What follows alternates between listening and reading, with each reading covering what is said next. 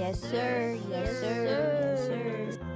I'm noticing is when it comes to these new minimum pay requirements for gig services like DoorDash, Instacart, Walmart, Spark, typically the ones that have the most problem with it are the ones that's not paying a decent base pay. I'll give you an example. I'm doing grocery delivery these days. I do Instacart and Walmart, Spark. I do a little bit of food delivery here and there, but I tend to stay away from it because the base pay is so low. If I was only getting paid base pay on Walmart, Spark grocery delivery, I would still make more than what this legislation is proposing, either $26 per hour, or if it was New York, $29 per hour. I typically make more than that in just base pay using Walmart, Spark, or Instacart. So I think that most of these companies that's food delivery are gonna have the biggest issue, the ones that's not paying a good base pay. And they're gonna spend a lot of money trying to fight these things in court because they know that they make most of their money off the backs of the drivers versus off the order volume or the products that they are supplying. In food delivery case, there's no products because they don't have anything to supply. They are a third-party service. But you're dealing with somebody like Walmart, well, they have the delivery platform and they are the ones who are housing the goods too. They're able to actually pay a base pay when it comes to facilitating those orders on those goods. Because sometimes you might even get paid more than the value of what you're delivering.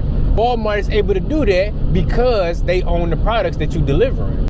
The effects of the new Seattle minimum pay on popular delivery services like DoorDash, Uber Eats, and Instacart. Now, before we get into this, do me a favor. Hit that like and that subscribe button. And also, let me know, have you had any new recent legislation changes in your area when it comes to food delivery? Seattle in 2022 implemented a groundbreaking legislation that increased wages for drivers working the delivery apps. This law, effective since January 13th, comes at a time when the federal government is also considering raising wages for gig workers nationwide.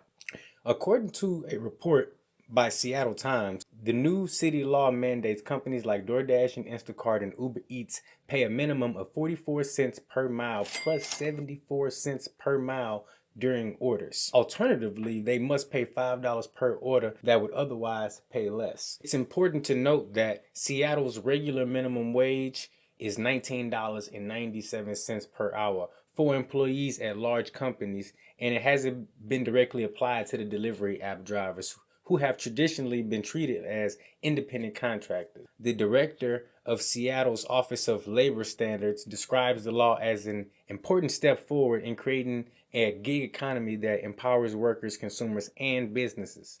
However, both Instacart and DoorDash have expressed criticism and have announced price increases and other changes in response to the new law. Now, Instacart, in a message to customers, explained that they anticipate new fees due to the significant increase in operating costs under this new regulation. They project the wage hike to amount to drivers earning $26 per hour. Moreover, the new requirements mean that Instacart will now only facilitate orders within Seattle, limiting access to customers outside of the city limits.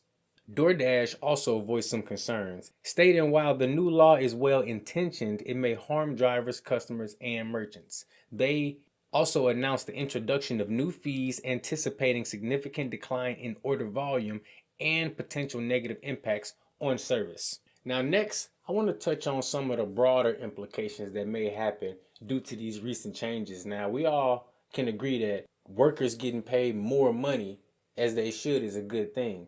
But overall, we could start to see that as this unfolds in Seattle, the U.S. Department of Labor is already preparing rule changes that could grant gig workers more benefits and make it harder for companies to classify them as independent contractors. Companies argue that these rules won't have a significant impact, but there are concerns that structural changes might force the platform to take on less supply, leading to potential price hikes. And the minimum pay law in Seattle is causing a ripple effect in the gig economy, affecting both workers and companies they work for. How this situation unfolds and its potential impact on similar services in other locations remains to be seen. I just made it to my local Walmart. I'm about to see if I can get me a shopping order. And I want to see if I can give you guys a good example of what I mean when it comes to these base pays and why I don't think it'll affect grocery delivery companies and third-party grocery delivery services as much as it'll affect the food delivery. Walmart Spark has been really good to me, guys. I think I'm at like 500 for this week, and it's only day 3, which is pretty good. You know, not the best ever, not the worst ever. Let's look at this order right here. We got $22.36. I think y'all can see that for 6 miles. I'm gonna click on that, and we're gonna show you the delivery pay and the tips. $14.23 with an $8 tip, $8.13. So let's just say I did 2 of those per hour. That right there is gonna put me over anything that they would do as far as legislation, getting you a good hourly rate. Let me know what you think about government introducing legislation that affects our gig work, how we get paid, our flexibility, what kind of benefits we have or don't have access to. Let me know what you think about it, how the impacts of these new regulatory changes are affecting you in your market. Are you for it? Are you against it? Has it been hurting you? Has it been helping you? Let me know in the comments below.